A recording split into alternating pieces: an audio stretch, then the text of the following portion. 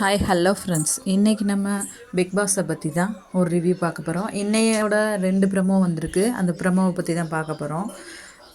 First ப்ரமோவில் வந்து small ஹவுஸ்க்கு வந்து யார் யார் அனுப்பலான்ற மாதிரி பேசிகிட்டு இருக்காங்க.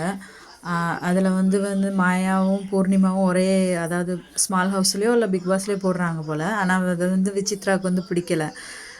அஃப்கோர்ஸ் அவங்க வந்து ஒரு வாரம் வந்து இந்த டீமில் இருப்பாங்க, ஒரு வாரம் அந்த டீமில் இருப்பாங்க. இப்போ போன வாரம் ஃபுல்லாக மாயா பூர்ணிமா டீமில் இருந்தாங்க. இப்போ இந்த வாரம் வந்து பூர்ணிமா கூட சண்டை போட்டுட்ருக்காங்க. அண்ட் அதனால் என்ன உங்களுக்கு பிரச்சனை அப்படின்னு சொல்லிட்டு மாயா சண்டை போடுறாங்க. பூர்ணிமா அதுக்கு வந்து நம்ம இனிமேல் கொஞ்சம் விலகியே இருப்போம், நம்ம பிஎம் வந்து விலகியே வச்சுக்குவோம் அப்படின்றாங்க. அதோட அந்த ப்ரொமோ முடியுது. செகண்ட் ப்ரொமோ வந்து நாமினேஷன் ப்ரொமோவில் மேக்ஸிமம் நம்பர் ஆஃப் ஓட்ஸ் வந்து ரவீனாவுக்கு தான் கிடச்சிருக்கு. பிகாஸ் இத்தனை நாள் வந்து ரவீனா வந்து ஓட்டுலேருந்து எஸ்கேப் ஆகிட்டே இருந்தாங்க.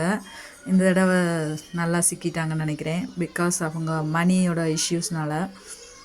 பார்ப்போம் யார் யார் நாமினேட் ஆகுறாங்கன்னு. விக்ரம், நம்மளுக்கு தெரிஞ்சவரை ரவீனா, விக்ரம் வராங்க, விசித்ரா மேம் வராங்க. இப்போது நம்ம அந்த இன்றைக்கான 2 ப்ரொமோஸையும் பார்க்கலாம். தேங்க்யூ.